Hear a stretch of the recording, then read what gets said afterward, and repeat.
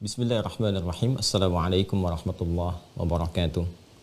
Alhamdulillahi rabbil alamin. Wassalatu wassalamu ala rasulillahil karim, nabiyyina Muhammadinil amin, wa ala alihi wa sahbihi ajma'in, wa ba'd.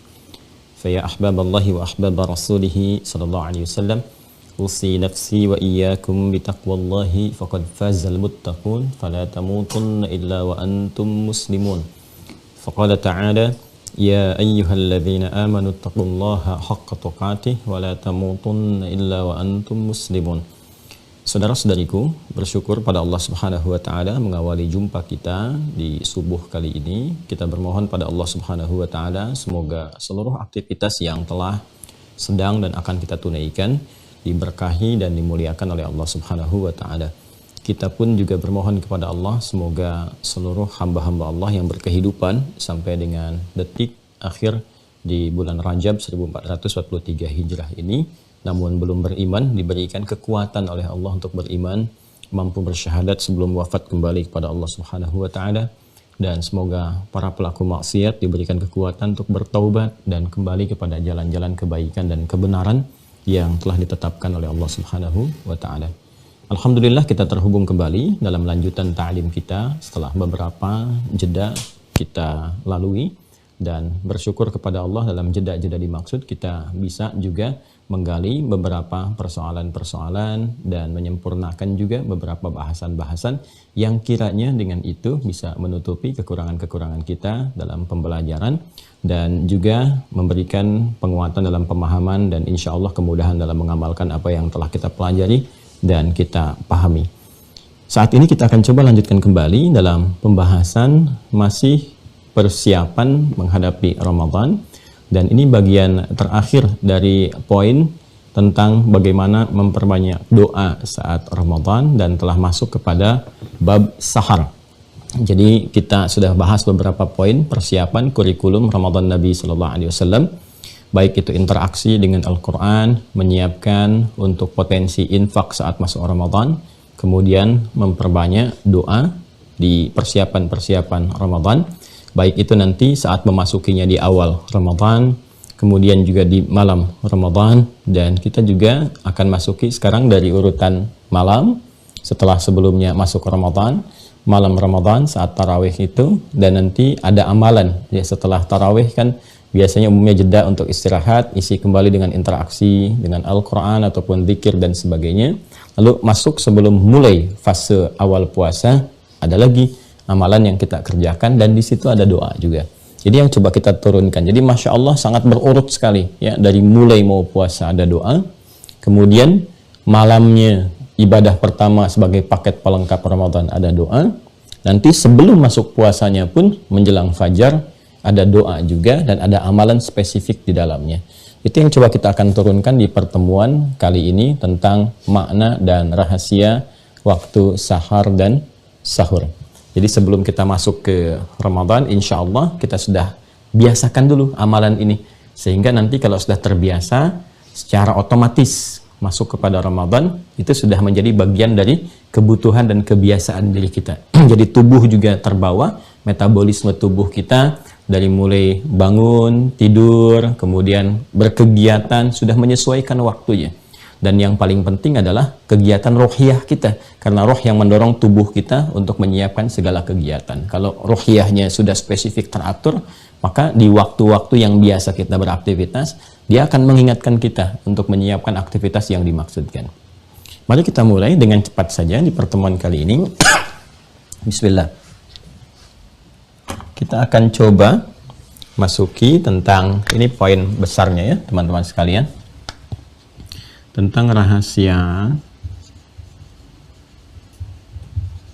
kan, dan amalan waktu sahar. Waktu sahar ya, tentang rahasia dan amalan waktu sahar. Saya sebetulnya bisa mengatakan begini, amalan rahasia di waktu sahar ya, Nah, tapi nanti itu hanya akan fokus pada amalannya. Kita akan bagi apa sih waktu sahar itu, pada apa rahasianya di waktu sahar, ya, pengertiannya apa, lalu baru kita turunkan amalannya, khususnya terkait dengan doa yang dimaksudkan. Kita tuliskan dulu ya dari definisinya supaya bahasan kita lebih terurut ya, dan terukur dengan baik. Kita mulai dari definisi sebentar. Apa itu sahar? Ya, di beberapa kesempatan sudah pernah saya ulas. Sahar, ini tulisannya. Kalau Latinnya S, A, H, H-nya H kecil ya. Kemudian A dan R. Dalam bahasa Arabnya seperti ini. Sin, H, Ra. Saharun. Ya. Biasanya kalau ada huruf sin, H dengan Ra, itu menunjuk kepada sesuatu yang tidak biasa.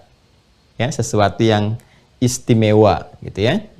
Sesuatu yang tidak biasa, sesuatu yang istimewa. Nanti ada yang ditarik ke arah positif seperti yang akan kita bahas sekarang ini, ya, sahar. Nanti ada yang ditarik juga ke arah yang negatif, ya, harokatnya pakai kasrah, sihar. Ya, jadi saharun, ada sihrun, sihir. Sihir itu kan sesuatu yang tidak biasa, tapi konteksnya negatif. Ya, nanti ada di Quran surah kedua Al-Baqarah ayat 102. Itu kata sihir pertama dalam Al-Quran. Wattaba'u ma tatlu syayatinu ala mulki Sulaiman wa ma kafara Sulaiman walakinna syayatina kafaru yu'allimuna an-nasa as-sihra. Ya, yu'allimuna an-nasa as-sihra. Ini pakai harakatnya kasrah. Nah, itu sesuatu yang tidak biasa, mengandung sesuatu yang magic, terlihat seperti istimewa, tapi konteksnya negatif, tariknya ke kiri. Ya, kalau di hukum fikih itu skemanya ada 5, pertengahannya ibahah, yang kita kenal dengan mubah, tarik ke kanan sedikit jadi sunnah, tarik lagi ke sini jadi wajib. Kalau ke kiri, tarik jadi makruh, ya, karahah, makruh, tarik lagi haram. Nah, ini masuknya haram, termasuk dosa besar, terkait dengan sihir. Lawannya sahar, ke aspek yang positifnya. Oh ya, ini ilmunya dalam gitu di sini, tapi kita nanti insya Allah dapatkan banyak hal. Nah, secara kebahasaan huruf sin, ha dan ra, kalau kita memperdalam di ilmu bahasa Arab, ini menunjuk kepada sesuatu yang istimewa, yang tidak biasa. Cuma dilihat apakah yang positif atau negatifnya. Jelas ya? Nah, sekarang karena harakatnya fathah, ini saharun, kita akan belajar aspek yang positifnya. Teman-teman sekalian, jamak dari kata saharun itu namanya ashar. Asharun, ya, seperti ini. Asharun. Ya. Saharun, asharun. Baik. Kita teruskan dulu. Saharun jamaknya asharun, menunjuk pada sesuatu yang istimewa, yang tidak biasa. Terkait dengan perjalanan waktu, nah, maka ada dalam perjalanan waktu kita setiap hari yang disebut dengan sahar. Untuk memberi kesan bahwa di waktu ini ada sesuatu yang tidak biasa. Ada sesuatu yang istimewa. Ada hal yang harus kita manfaatkan sebaik-baiknya, khususnya sebagai seorang hamba. Dan nanti riset juga menunjukkan bukan hanya ini istimewa bagi kebutuhan spiritual. Saat doa cepat dikabulkan, saat peluang istighfar cepat direspon. Tapi juga riset menunjukkan di waktu-waktu spesifik ini ada manfaat yang sangat besar bagi otak kita, ya, untuk menyerap informasi, untuk menangkap segala hal dengan cepat gitu. Ya, karena itu nanti ada orang-orang tertentu yang memanfaatkan waktu-waktu ini untuk penguatan nilai spiritualitas, untuk rohiyahnya. Dia banyak sholat, ya, apa yang diisyaratkan oleh Al-Quran dengan amalan tahajud itu, dan melihat praktek Nabi SAW. Dan juga ada yang memadukan antara ibadah peningkatan spiritualitas, kekuatan rohani, dengan peningkatan aklani, ya, akal. Jadi ada yang sudah mulai menulis, ada yang mulai membaca, dan seterusnya. Ya, dan nanti juga ada penyiapan-penyiapan fisikal, ya, penyiapan fisikal. Itu gabungannya kita punya semua itu. Ya, kita punya semua ajarannya dan bukan teoritis lagi, tapi sudah ke aspek praktikal. Jadi memang sudah dipraktekkan oleh Nabi, menyontohkan. Jadi kalau memang ini bisa dimanfaatkan dengan baik di waktu sahar ini, maka bukan hanya spiritual, rohaninya yang kuat, tapi akalnya juga kuat, jasmaninya juga kuat. Nah, ini ada rahasia besar di sini. Karena itu ini istimewa. Waktu yang bisa menyatukan sekaligus potensi kekuatan di 3 bagian diri manusia, baik rohaninya, akalaninya, sampai ke jasmaninya. Nah, kapan waktunya ini? Waktu sahar adalah waktu singkat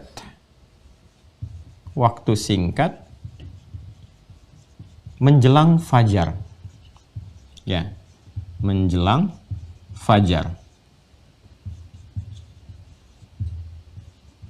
Jadi kalau kita urutkan dari mulai maghrib, saya tuliskan pakai bahasa Arab ya untuk mudah kita menganalisisnya. Maghrib, kemudian lail,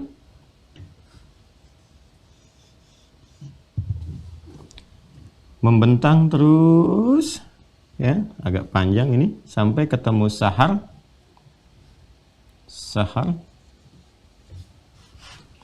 sampai ketemu fajar.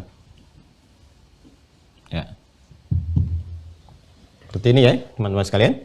Jadi maghrib dari mulai matahari tenggelam, ya kan, di ufuk barat, terus masuk malam.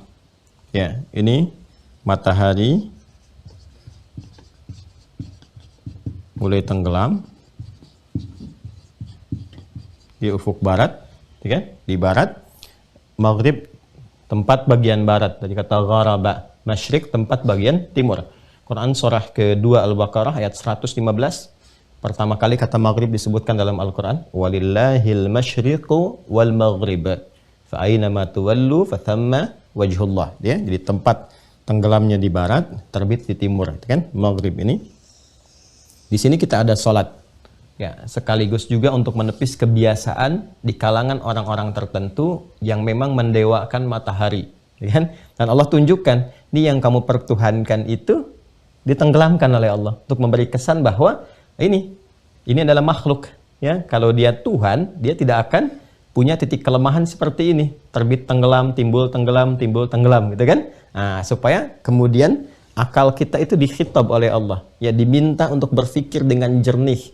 Masa ada Tuhan timbul dan tenggelam? Maka dicontohkan dalam peristiwa dialog Nabi Ibrahim alaihissalam yang di surah Al-An'am itu, ya. Kemudian ketika melihat matahari, wah ini kayaknya ada potensi yang dipertuhankan, hadza akbar, ini lebih besar daripada rembulan. Falamma afalat, tapi tatkala kemudian tenggelam, maka berpikir juga, masa Tuhan tenggelam sehingga gelap dan sebagainya. Siapa yang berkuasa menghadirkan terang dan gelap? Nah, di sini ada tanda juga yang memberikan sinyal-sinyal pendalaman aspek tauhid, akidah, yang mengembalikan semua itu dengan penalaran yang jernih kepada Allah. Itu yang disebut dengan ulul ilmi yang kemarin saya bahas itu ya. Jadi dari ketika diberikan utul ilma, diberi pengetahuan, kemudian pengetahuan itu diarahkan pada yang benar, disebut dengan ulul ilmi, maka di situ nanti masuk nanti ulul lubbi, jamaknya ulul albab. Melihat dulu dengan basirah disebut dengan ulul absar, mencegah keburukan disebut dengan ulil nuha, mendekatkan diri semua itu kepada Allah disebut dengan ulul albab. Yang ulul ilminya spesifik nanti ada di ayat ke-18 surah Ali Imran. Ya, syahidallahu annahu la ilaha illa huwa wal malaikatu wa ulul ilmi qaimam bil qista. Nah, jadi puncak dari ulul ilmi itu pada akhirnya ketika melakukan riset, analisis dan sebagainya, puncaknya adalah menyadari kebesaran Allah dan mengesahkannya, bersyahadat pada akhirnya. Itu ya gambarannya. Jadi kalau punya ilmu tinggi-tinggi tapi nggak kenal Allah, nah itu ada yang tidak tepat dalam cara belajarnya. Karena ilmu itu diberikan oleh Allah, ya, pada akhirnya tujuan akhirnya adalah untuk mendekatkan diri kepada Allah Subhanahu wa taala, untuk mengenalkan hamba kepada Allah Subhanahu wa taala. Jadi kalau belajar tinggi-tinggi sampai gelar tinggi gak kenal Allah, ada yang salah di pembelajarannya. Karena semua bentangan di pengetahuan itu pada akhirnya mengenalkan dan mendekatkan diri kepada Allah. Ini maghrib. Di sini kita ada sholatnya dan masuk ke lail, malam. Nah, malam ini panjang sekali. Panjang. Nah, di sini pun ada sholat. Nanti kalau di sini ada sholatnya maghrib, ya kan? Di sini juga ada sholat, baik yang fardu ataupun yang sunnahnya. Terkait dengan Ramadan, nah ini kan masuk maghrib sudah dimulai nih pindah waktu. Ini ada doa kan? Masih ingat yang kita pernah sampaikan itu?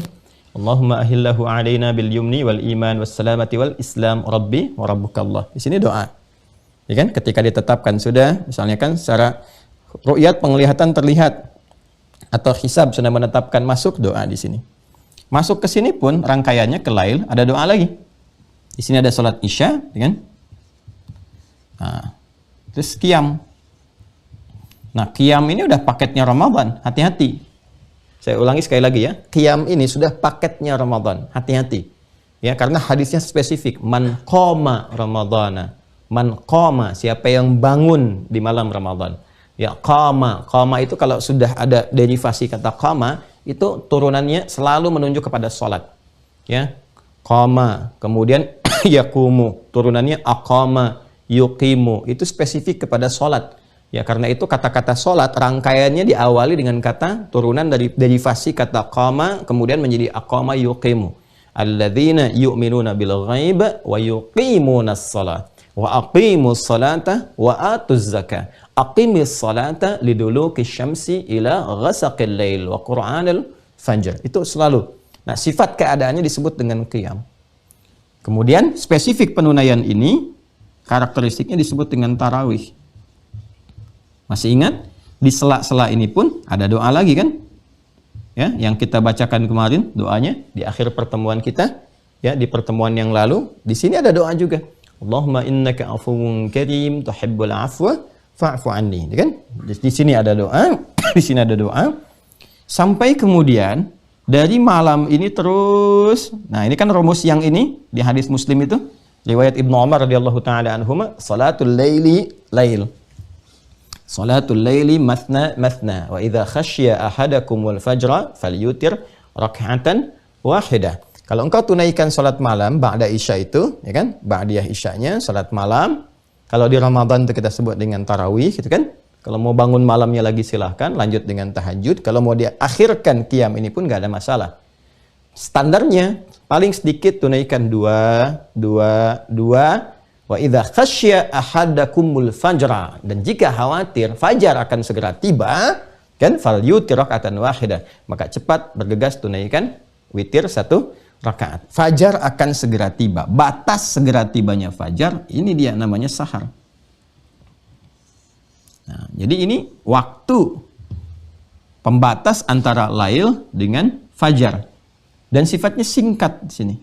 Singkat sekali. Jadi menjelang ke fajar muncul sahar. Kalau secara cepatnya kita definisikan waktu singkat menjelang fajar, ini di atas. Waktu singkat menjelang fajar. Disebut dengan apa namanya? Sahar. Kemudian jamaknya disebut apa? Ashar. Ini jamaknya. Nah, ini tadi yang kita namakan istimewa itu. Ya kan? Yang tadi kita sampaikan ada sesuatu yang luar biasa di sini. Dan yang menginformasikan itu Al-Quran. Dan hadis-hadis Nabi Muhammad SAW. Ada bukan sekedar amalannya, tapi juga waktunya oleh Al-Quran disebut dengan saharun. Ya, disebut dengan apa? Saharun, untuk memberi kesan bahwa ini istimewa. Al-Quran loh yang memberikan kata ini, memberikan diksinya, dan nanti hadis memberikan secara spesifik. Jadi ini ya, sekalipun waktunya singkat, dan biasanya kan yang istimewa itu nggak terbuka begitu saja, tidak. Ya, yang istimewa itu kan terbatas sifatnya. VVIP itu kan nggak semua tempat, nggak semua roomnya, ya, tapi terbatas, spesifik. Kalau ingin dapat golongan itu, ya masuk dulu ke karakteristiknya, penuhi sifat-sifatnya, gitu kan? Nah, kalau ingin jadi VVIP, ya sifat-sifat VVIP-nya very important person-nya itu, ya masuk dulu kita menjadi seorang yang penting, gitu kan? Nah, ini Allah memberikan kesempatan pada kita. Setiap hari loh dibuka ini, setiap hari. Ya, sepanjang kita berkehidupan sampai ajal tiba, sahar itu kan selalu muncul menjelang fajar. Nah, ini yang kita manfaatkan dengan baik. Ya, jamaknya disebut apa namanya? Ashar. Aktivitas yang dikerjakan di waktu sahar ini itu namanya sahur. Sahur. Nah, ini dia. Ya. Aktivitas yang dikerjakan di waktu sahar namanya apa? Sahur. Jadi sahur itu ini menunjuk kepada aktivitasnya, amalannya, aktivitasnya. Nama waktunya disebut dengan sahar, aktivitasnya disebut dengan sahur. Jelas ya? Nah, jadi asal kata sahur itu asalnya bukan makan. Ingat ya, kalau makan tuh aklun, akala yakulu aklan, gitu kan? Nah, itu makan. Kalau sahur ini menunjuk pada aktivitas yang dilakukan di waktu apa? Waktu sahar. Kenapa makannya disebut makan sahur? Untuk memberikan kesan bahwa kalau nanti mau makan sebagai persiapan siam, ini dimulai di waktu fajar. Kan puasa dimulai di sini. Di sini ada qiyam, di sini ada siam, ya kan? Siam. Ya kan? Baik, di sini ada qiyam, di sini ada siam. Untuk memulai persiapan ke siam ini yang memberikan dorongan kekuatan kepada fisik, ya, supaya fisiknya cenderung lebih kuat menunaikan ibadah siam yang dimulai nanti dari fajar sampai ke maghrib. Balik lagi ke sini siklusnya tuh. Ke sini. Ya, di antaranya apa? Islam memberikan satu isyarat, satu amalan. Ini support dulu tubuh kamu supaya kuat nanti puasanya, supaya dapat menggerakkan banyak manfaat. Ya, jadi dengan energi yang masuk ke tubuh kita itu diproses metabolisme dalam tubuh, disalurkan nanti kepada seluruh bagian tubuh jadi energi. Dengan energi itu nanti banyak berpotensi beraktivitas positif saat puasa. Jadi bukan hanya sekedar kuat tahan lapar dan haus, bukan ke situ cara berpikirnya. Ya, jadi filosofi makan di waktu sahur itu sebetulnya bukan sekedar ya secara kulit luar saja untuk memberi kekuatan supaya kuat puasanya dari fajar sampai dengan maghrib. Kalau itu kulit luar, belum masuk ulul albab. Ya. Baik, kalau kita mau spesifik adalah bagaimana makanan yang diproses dalam tubuh itu dengan proses metabolisme menghasilkan energi, diteruskan ke bagian tubuh. Nah, energi positif itu yang dibawa untuk beraktivitas, berbuat baik. Ya, berbuat baik. Sesuatu yang bertambah kebaikannya itu disebut dengan barakah namanya dalam bahasa Arab. Barakah. Barakah. Barakah itu secara singkat maknanya ziyadatul khair. Ziyadatul khair. Nah, ini bertambahnya nilai-nilai kebaikan. Ya, bertambahnya nilai-nilai kebaikan. Jadi seharusnya dengan energi yang kita dapatkan dari makanan yang dikonsumsi di waktu sahur ini memberikan banyak energi, sehingga dengan banyak energi itu ada kekuatan untuk banyak berbuat baik. Ya. Jadi apa yang dikerjakan? Sholatnya semangat, baca Quran semangat, kerjanya semangat. Jadi sebetulnya orang puasa itu seharusnya lebih semangat untuk beraktivitas, bukan malah makin lemes. Ini gambarannya. Karena itu penting belajar tentang sahur ini. Rahasianya apa di sini? Ya, karena sahur ini mendorong seseorang lebih kuat dan lebih banyak mengkreasikan kegiatan positif saat Ramadan. Jadi kalau ada orang sahurnya banyak tapi makin lemas, nah berarti ada yang nggak berkah di sini. Ya, harusnya istimewa, jadi persoalan misalnya karena cara mengelolanya yang tidak tepat. Baik ya. Nah, jadi dari sini saja kegiatan makan yang dilakukan di waktu sahar yang kita sebut dengan sahur itu mendatangkan keberkahan. Ini yang dimaksud hadis Nabi sallallahu alaihi wasallam, "Tasahharu fa inna fis sahuri barakah." Ya? Ayo makan. Makannya kapan? Di waktu sahar. Berkegiatan sahur. Ya. Jadi kalau mau makan, idealnya kalau mau makan, persiapan untuk puasa jangan terlalu awal. Ya kan? Jangan terlalu awal. Karena bahasa isyarat yang ditunjukkan di Al-Qur'an juga menunjukkan ke waktu sahar. Itu yang di Al-Baqarah ayat 187. Quran surah kedua ayat 187. Lihat di pertengahan sampai mau ke ujung itu. Wa kulu washrabu hatta yatabayyana lakumul khaytul abyadu minal khaytil aswadi minal fajr. Ya kan? Thumma atimmus siyama ilal lail. Kesini lagi nyambung. Silahkan makan, minum senyamannya, sebaiknya, ya kan? Sampai kapan? Sampai tiba fajar. Nah, di antara tafsir ayat yang dimaksudkan yang tadi dibacakan, ini di antara tafsirnya dari sekian ragam pemaknaan itu terkait dengan waktu sahar. Ya, silahkan makan dan minum. Kapan waktunya? Ini. Waktu ini kan singkat menjelang fajar. Ya, kisaran 20 sampai 30 menitan lah sebelum fajar kalau kita mau konversi ke waktu 20 sampai 30 menit menjelang fajar. Jadi kalau misalnya sekarang lah, taruhlah fajarnya kita masukkan, misal kita ambil yang genapnya saja ya, 4.30 misalnya. Waktu Indonesia bagian barat. Ya. Maka saharnya, nah itu jatuhnya pukul 4.04.00. Nah, kurang lebih begini. Kan biasanya umumnya masyarakat ingin simpelnya saja.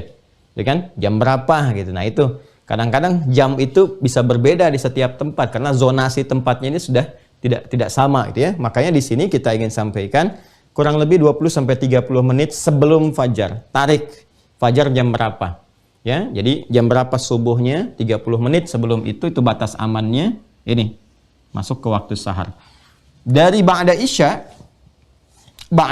ini sampai ke sini itu lail namanya.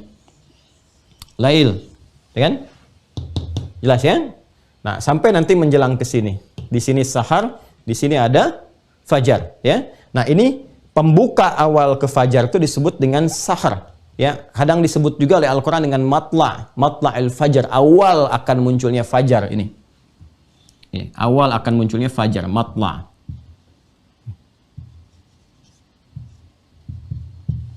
Sampai ke sini. Itu yang tentang malam Al-Qadar itu di surah ke-97.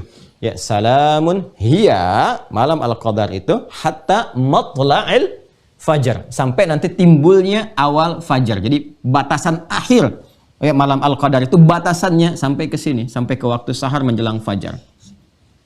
Ya, balik ya supaya tidak terlalu jauh. Jadi saya tuh menyebutkan ayat, rangkaian, kadang peristiwa karena nyambung gitu definisinya. Ya, supaya lebih memudahkan untuk pemahaman. Balik lagi ke sini. Jadi ini batas waktunya sekitar 20 sampai 30 menit ya sebelum fajar. Jadi kalau ingin makannya ya Nabi memberikan tipsnya kalau ingin kuat ya dan terkait dengan siamnya, maka lakukan di waktu sahar ini. Ya akhir waktu menjelang ke fajar. Dan ini sangat logis sekali, sangat logis. Jadi kalau seseorang makannya misalnya di jam 4 taruhlah ya 30 menit sebelum fajarnya tiba. Lalu kalau maghrib misalnya jam 6 lah, taruh jam 18 ya. 00 misalnya, waktu Indonesia bagian barat.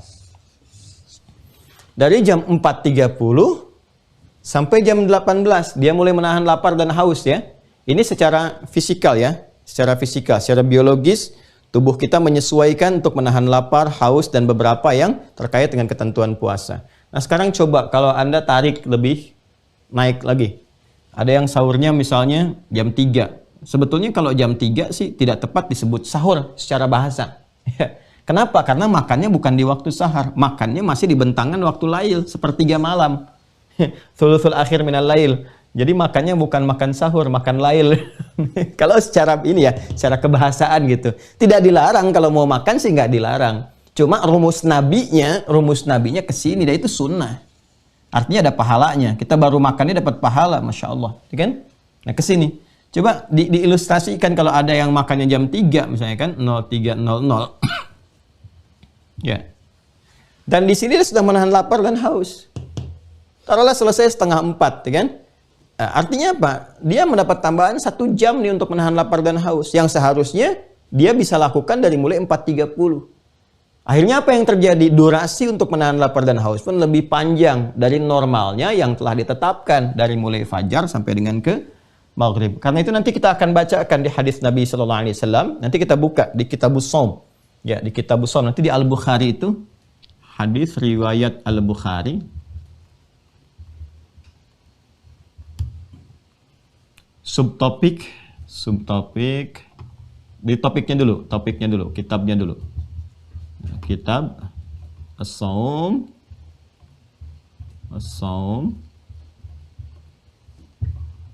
nomor yang ke-30. Jadi topiknya ini nomor ke-30. Topik nomor 30, subtopiknya dari mulai 17, nomor 17, 18, 19. Nanti di kanan di pertengahan. Nanti kita buka di kitabnya, ya. Nanti kita lihat. Ya, ini saya sebutkan dulu untuk nanti menyesuaikan dengan kitab. Simpan dulu ya. Nah, jadi kalau mau makan terkait dengan amalan fisikal tadi, maka lakukannya di waktu apa? Waktu sahur. Nanti ada subtopiknya bab takhirus sahur. Ya, mengakhirkan makan itu di waktu sahur. Nah, ini kaitan dengan aspek jasmani, aspek fisikal. Nah, tadi kan saya katakan ada yang istimewa di waktu sahur ini, baik terkait dengan jasmani, dengan aklani dan rohani. Ini terkait dengan aspek jasmani, fisik. Jadi kalau dimanfaatkan betul waktu sahur ini, ya kan? Setiap datang, makan di waktu ini untuk memberikan kekuatan fisikal kepada jasmani kita, sehingga bisa memanfaatkan waktu siam itu dengan banyak meningkatkan aktivitas kebaikan yang berkah. Itu konsepnya, dasarnya ini. Ya, nah, ini gambaran yang pertama, teman-teman sekalian. Nanti dalilnya kita lihat dalam hadis ya. Kemudian Qurannya sudah, hadis yang nanti kita bacakan. Kemudian yang terkait dengan pembahasan inti kita. Ternyata di waktu sahur ini, dalam momentum sahur, aktivitasnya bukan hanya makan, bukan hanya kebutuhan fisik, jasmani. Ya, bukan hanya kebutuhan fisik, jasmani, ya, berupa makan dan minum. Ya kan? Tapi ada juga di waktu ini yang potensial ya untuk memenuhi kebutuhan rohani. Dan ini penting, istimewa sekali. Saking istimewanya, bukan hanya ayat-ayat yang terkait support kepada kebutuhan jasmani, tapi ada ayat-ayat spesifik yang memberikan gambaran kita bagaimana mengisi waktu sahur di saat sahur ini dengan aktivitas rohani. Ya. Nah, sekarang pertanyaannya, apa aktivitas rohani yang dimaksudkan yang bisa dikerjakan di waktu sahur ini dalam keadaan kita sahur? Ya, bisa berlangsung setelah makan misalnya, ya kan? Atau sebelum kita makan, kita bisa lakukan dulu itu, ya. Nah, aktivitas apa yang dimaksudkan? Nah, inilah rangkaian doa yang saya pernah isyaratkan. Doa pembuka puasa, doa di malam Ramadan, doa di waktu sahur. Dan spesifik ketika masuk waktu sahur ini, doanya diarahkan kepada satu permintaan utama. Kalau bisa fokus ke situ aja, karena isyarat Qur'annya lebih kepada apa yang kita akan maksudkan. Ya, dalilnya dulu ya, sehingga nanti kita pakai dalil lebih jelas. Ya. Dalil itu alasan, petunjuk. Petunjuk di Al-Qur'annya apa, di hadisnya apa, seperti apa gambarannya. Quran surah saya awalkan yang Adz-Dzariyat dulu, 51 ayat 18. Kemudian baru kita spesifikasikan Quran surah ketiga Ali Imran dari ayat 15 sampai 17. Nah ya. Quran surah 51 Adz-Dzariyat ayat 18. Yuk, masih ingat ini? Sahar waktunya. Jamaknya apa? Ashar ya, sini ya, ashar. Yuk kita temukan Quran surah 51, Adz-Dzariyat ayat 18. Di mushaf standar paling kanan, di pertengahan. Wabil ashari hum yastaghfirun. Wabil ashari hum yastaghfirun. Dan ada kebiasaan, aktivitas orang-orang takwa itu. Nah, ini menarik nih. Dari mana taunya aktivitas orang takwa? Tarik ke ayat 15-nya. Quran surah 51 ayat ke-15. Tarik dulu ke ayat 15. Kan kita menggunakan rumus tafsir. Menafsirkan konteks ayat itu, lihat hubungannya dengan ayat sebelumnya dan ayat setelahnya. Oke? Lihat ayat 15. Quran surah 51 ayat 15. Nyambung terus sampai ditemukan ke-18. Innal muttaqina fi jannati wa 'uyun. Ada sebagian orang-orang takwa itu yang tempat kembalinya di akhirat Allah siapkan untuk mereka di taman surga. Itu simpelnya demikian, di taman surga. Jadi kalau di komplek itu kan yang paling indah di antara tempatnya kan di taman ya, dekat taman, ya. Wah, bisa lihat pemandangan, kan? Bisa aktivitas olahraga yang menyenangkan, kan? Membuat rileks dan sebagainya. Nah, ada orang yang saat kembali tempatnya diberikan oleh Allah di taman surga. Akhidhina ma atahum rabbuhum innahum kanu qabla dzalika muhsinin. Nah, mereka itu saat di dunia banyak berbuat ihsan, berbuat baik yang diniatkan untuk kepentingan ibadah, banyak beramal soleh. Saya ingin garis bawahi dulu yang pertama Allah sebutkan ada di antara orang takwa. Innal muttaqina, ya. Jadi dari sebagian orang takwa itu ada yang tinggalnya di taman surga. Nanti ada lagi yang tinggalnya tempatnya seluas langit dan bumi. Termasuk golongan takwa juga. Itu di Ali Imran ayat 133. Wasari'u ila maghfiratin mir rabbikum wa jannatin arduha as-samawati wal ardu u'iddat lil muttaqin. Nah, ini spesifik yang orang takwa tinggalnya di taman surga. Dan Anda mesti ingat, saya mesti ingat, kita mesti ingat. Bukankah spirit puasa itu tujuannya membentuk karakteristik takwa? Ya kan? Ya, kama kutiba 'alal ladzina min qablikum la'allakum tattaqun. Balik ke Al-Baqarah ayat 183 itu. Ya ayyuhalladzina amanu kutiba 'alaikumusiyam kama kutiba 'alal ladzina min qablikum la'allakum tattaqun. Jadi puasa itu di antara tujuan terpenting pokoknya membentuk karakteristik takwa. Kalau sudah bertakwa, pribadinya disebut taqi. Jamaknya disebut muttaqin. Nah, bagaimana melatih kebiasaan takwa itu? Nanti banyak amalannya. Ada amalan harian, ada amalan spesifik yang akumulasinya dilatih saat puasa itu, saat Ramadan. Jadi kalau kita benar menjadi orang takwa, latihan-latihan yang kita kerjakan selama Ramadan itu berpotensi menempatkan kita di taman surga. Apa di antara latihan yang akumulasi yang disebutkan tadi saya katakan saat puasa itu, saat Ramadan? Perhatikan amalannya, banyak amalan ihsan di situ. Ya akhidina ma atahum rabbuhum innahum kanu qabla dzalika muhsinin kanu qalila minal laili ma yahja'un. Ya mereka itu sedikit tidurnya. Bukankah saat Ramadan kita dilatih untuk sedikit tidur? Ya kan? Di luar Ramadan sedikit tidur. Ya kan? Saat Ramadan dilatih kita untuk apa? Sedikit tidur. Malamnya kemudian qiyam. Terus zikir lagi, bangun lagi, gitu kan? Nah, itu sedikit tidurnya, latihan menunjukkan amalan qiyam. Ya, ini tiap hari terbentang. Malam hari kita bisa berlatih qiyam, bisa tahajud dan seterusnya. Tapi akumulasi latihannya, saya ingin bicara tentang Ramadan. Akumulasinya banyak di Ramadan. Wabil ashari, masuk ayat 18. Wabil ashari, dan spesifik ketika masuk waktu sahar. Ya. Kenapa dijamakkan? Allah ingin memberi peluang yang istimewa ini berlangsung setiap waktu, setiap hari. Banyak kalau kasih kesempatan. Jadi kalau nggak dapat sekarang, siapin buat besok. Nggak dapat besok, siapkan berikutnya lagi. Dibentangkan waktunya. Cuman ajal kita yang membatasi aktivitas kita. Karena itu kalau sudah dapat saharnya, jangan ditinggalkan. Karena belum tentu dapat yang berikutnya. Karena kita tidak bisa menjamin hidup sampai ke waktu berikutnya. Allah telah menetapkan ajal bagi kita sesuai dengan batas kehidupan kita untuk kembali kepada Allah. Ini ashar. Jadi peluangnya terbuka setiap waktu. Ya termasuk Ramadan. Ini lebih istimewa lagi. Karena waktunya berada di bulan yang istimewa. Karena itu saharnya pun lebih istimewa. Lebih spesifik lagi. Dan hanya berlangsung sebulan. Jadi kalau dapat kesempatan, manfaatkan. Karena kalau Ramadannya tuntas, gak dapat yang seperti itu lagi. Beda. Kualitas sahar di Ramadan dengan di luar Ramadan itu tidak sama.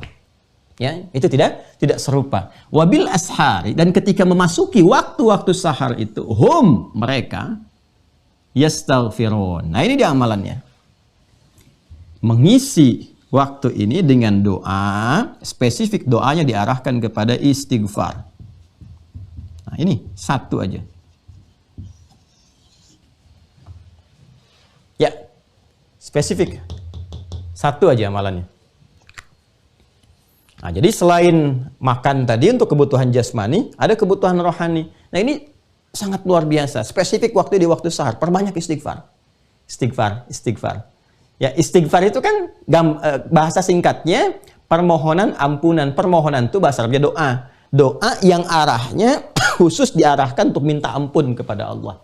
Kan ada doa yang minta kebutuhan dunia, ya, supaya dipenuhi, berada dalam ketentuan Allah. Ada minta untuk akhirat, ya minta surga, minta ridha, minta ringan hisab dan sebagainya. Gitu kan?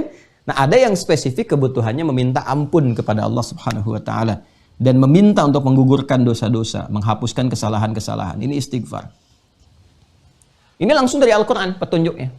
Nah, dan mintanya memang nggak banyak karena waktunya singkat, nggak usah kebanyakan.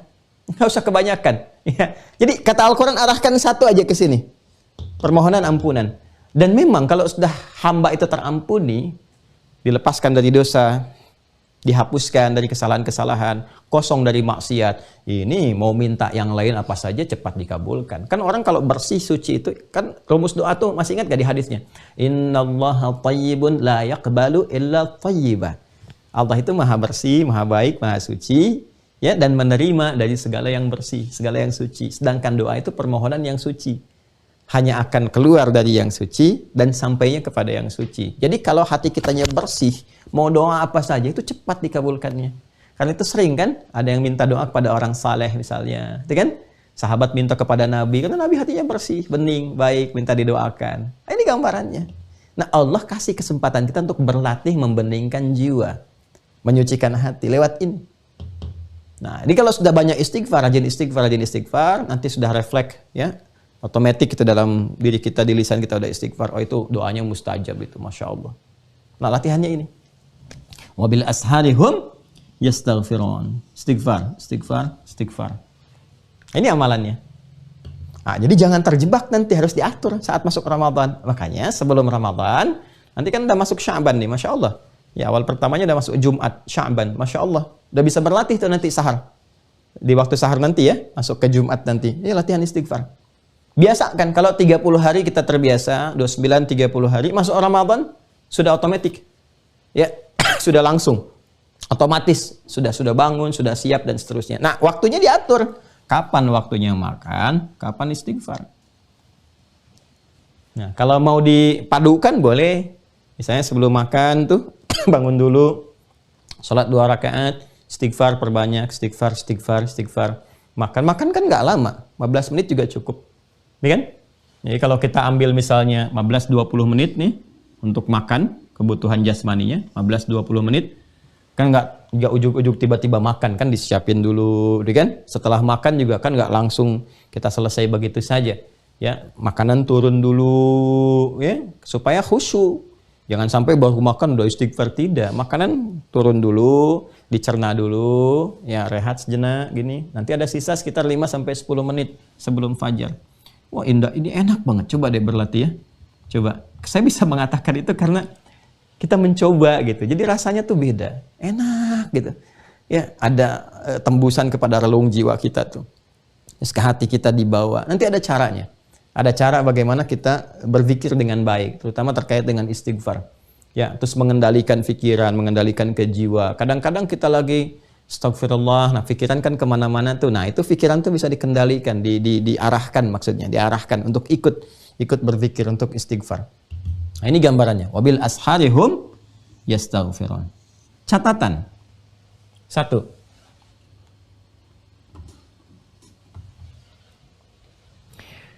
Al-Quran memberikan isyarat amalan ini saking pentingnya karena ada di waktu yang istimewa dan singkat waktunya, maka diminta oleh Al-Quran itu satu keluarga saling mensupport.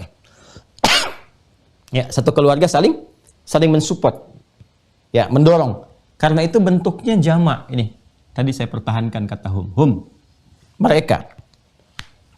Kalau mereka itu walaupun ini kata gantinya menunjuk kepada orang-orang takwa, ke bentuk jama, tapi saya menggarisbawahi bahwa penunjukan ini dengan menggunakan diksi jama memberi kesan bahwa jangan soleh sendiri. Ini waktunya peluang yang besar, yang banyak. Ya, yang ingin dapat rahmat Allah kan bukan 1-2 orang saja. Dan kita pun di keluarga mengharap semua sekeluarga dapat kan? Ya, makanya ayo saling support, share, siapkan, ya, bangunkan yang lainnya. Dan ini sudah fitrah. Kalau mau sahur kan Ramadan kita berlatih ya, Pak ya, Bu ya. Ayo nak sahur dulu. Walaupun memang baru keamalan fisik nih, latihannya jasmani. Nanti latih ke sini amalan rohani.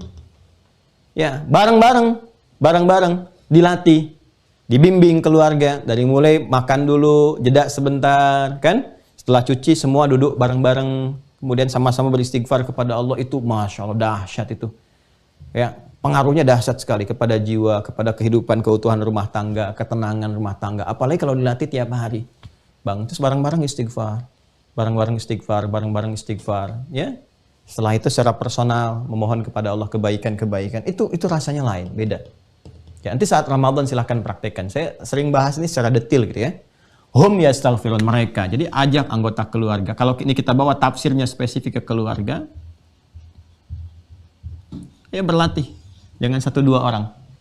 Ya, kalau anak-anak belum terbiasa kan biasanya demikian. Kalau belum terbiasa kan masih hambar, masih di lisan, belum masuk ke dalam jiwa. Ya, nggak apa-apa, berlatih dulu aja. Berlatih. Dari sekarang misalnya di Sya'ban kan nanti ada puasa juga. Ya, bangun, makan, setelah makan sudah dirapikan semuanya. Kadang-kadang kan ada yang mau tiduran dulu, ada yang mau sebentar, siap-siap. Nah, itu tahan sebentar, jadi istighfar dulu. Istighfar dulu. Bagaimana cara istighfarnya? Kita ngambil dari Quran dulu. Pindah ke sini. Quran surah 3 Ali Imran dari ayat 15 sampai dengan ayat 17. Nanti doa istighfarnya ayat di 16. 15-nya itu anugerahnya. Anugerah terindah yang kau miliki ketika kau mengamalkan amalan ini. Nah, ya. Ayat 15. 16-nya amalannya, 17-nya ini disebutkan ahli istighfarnya. Dengan 4 golongan lain. Yuk, kita ingat ya. Ya, kita ingat dulu. Ini lihat Quran surah 3 Al Imran ayat 15 sampai 17. Tadi kan catatan pertamanya amalkan ini, ya kan, secara komunal di lingkup keluarga. Dan yang keduanya bagaimana cara istighfar yang baiknya. Ya. Kita keluarkan di Quran dulu ya. Nanti setelah itu baru kita turunkan kepada yang singkat-singkatnya. Ayat 15 masih ada di paling kanan agak ke bawah di mushaf standar. Qul a'unabbi'ukum bi khairin min dzalikum lil ladzina taqaw 'inda rabbihim. Nah, katakan Muhammad SAW, viralkan. Dan ini bahasanya menggunakan naba. Ada an-naba, berita besar, agung. Nah, ini balik lagi lah ke sini, istimewa. Sesuatu yang besar, sesuatu yang agung. Ini kalimat meminta diviralkannya oleh Allah bukan dari kata khabar, akhbara yukhbiru, bukan. Nabba yunabbi'u. Ya. Qul a'unabbi'ukum bi khairin min rabbikum. Katakan Muhammad, viralkan ya kepada hamba-hambaku, kepada umatmu itu. Adakah kalian aku ingin berikan kabar yang dahsyat, berita yang besar, ya, yang melebihi semua aspek capaian-capaian dunia. Kan ayat 14 itu harapan-harapan terbesar di dunia. Ya. Di ayat 14 itu ada orientasi di antara sebagian manusia yang ingin mendapatkan capaian-capaian terbaik dunia. Quran surah 3 ayat 14 itu. Ya. Zuyyina lin-nasi hubbus syahawati minan nisa, kan? Ingin berkeluarga, kan? Wal banin, ingin punya keturunan, wal qanatiril muqantarah, ingin punya harta benda, ya, yang ya melimpah. Ya, minadz dzahabi wal fiddati wal khailil musawwamah. Apalagi misalnya dari emas, perak. Ini kan emas perak itu menunjukkan kepada harta benda, sifat materi, ya, uang, gitu kan? Terkumpul dan sebagainya. Ingin kaya, ya, kalau kan capaian-capaian tuh ingin berkeluarga, punya keturunan, ingin kaya, gitu kan? Wal khailil musawwamah, ingin punya tunggangan. Khail itu kuda yang kekar, yang baik, yang terbaik lah di kalangan kuda itu kalau dipakai kencang dan seterusnya. Nah, ini tunggangan kan kendaraan. Kalau khail dulu kan kendaraannya kuda. Ya, kalau sekarang kan kuda jingkrak. Ya, dan sebagainya gitu. Mereknya bisa macam-macam. Ya. Wal an'am, pengen punya peternakan. Wal harf, pengen punya perkebunan. Ya. Ini apa? Mata'ul hayatid dunya. Ini semua kesenangan-kesenangan, capaian-capaian duniawi.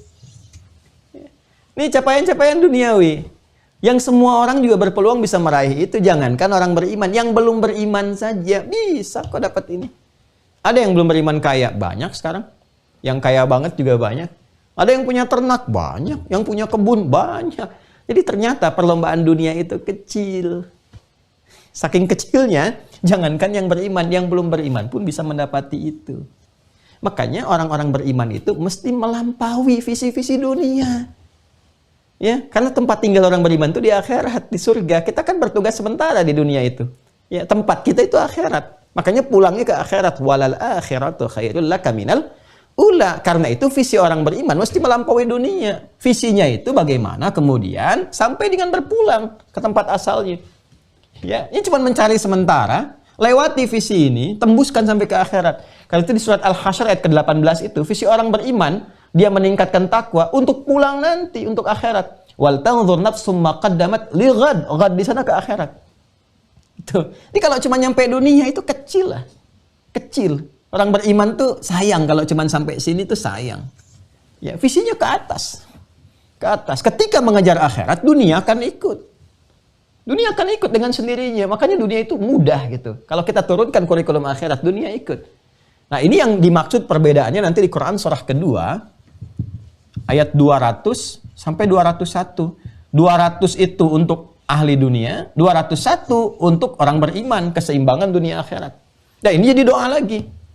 Yang ini, wa minan nasi may yaqulu rabbana atina fid dunya wa ma lahu fil akhirati min khalaq. Ya, ada sebagian kalangan manusia yang orientasinya bahkan doanya untuk dunia saja. Saya karir pengen sukses, minta. Ya Allah berikan kesuksesan dunia. Pengen berumah tangga, minta. Pengen pekerjaan yang bagus, minta. Ya, tapi nggak tembus sampai ke akhirat. Insan beriman tidak. Wa minhum may yaqulu rabbana atina fid dunya hasanah wa fil akhirati hasanah wa qina adzabannar. Demikian yang saya sampaikan, mengucapkan terima kasih sebesar-besarnya kepada semua yang terhubung di pertemuan subuh kali ini. Semoga kita semua dirahmati, disehatkan, diberikan kebaikan oleh Allah Subhanahu wa taala. Semua di bangsa kita juga diberikan kekuatan, ya, diberikan juga oleh Allah Subhanahu wa taala kesehatan, kebaikan setidaknya untuk bisa mengkreasikan sisa hidup jadi lebih baik. Allahumma taqabbal minna innaka antas samiul alim wa tub alaina innaka antat tawwabur rahim. Allahumma rabbana atina fid dunya hasanah وفي الآخرة حسنة وقنا عذاب النار اللهم اجعلنا من المستغفرين في الأسحار يا أرحم الراحمين اللهم اجعلنا من المستغفرين في الأسحار اللهم اجعلنا من المستغفرين في الأسحار وفي كل الأوقات الباقية لنا يا أرحم الراحمين ربنا آتنا في الدنيا حسنة وفي الآخرة حسنة وقنا عذاب النار وصلى الله على سيدنا محمد وعلى آله وصحبه أجمعين سبحانك اللهم وبحمدك نشهد أن لا إله إلا أنت نستغفرك ونتوب إليك وآخر دعوانا أن الحمد لله رب العالمين. Terima kasih. Assalamualaikum warahmatullahi wabarakatuh.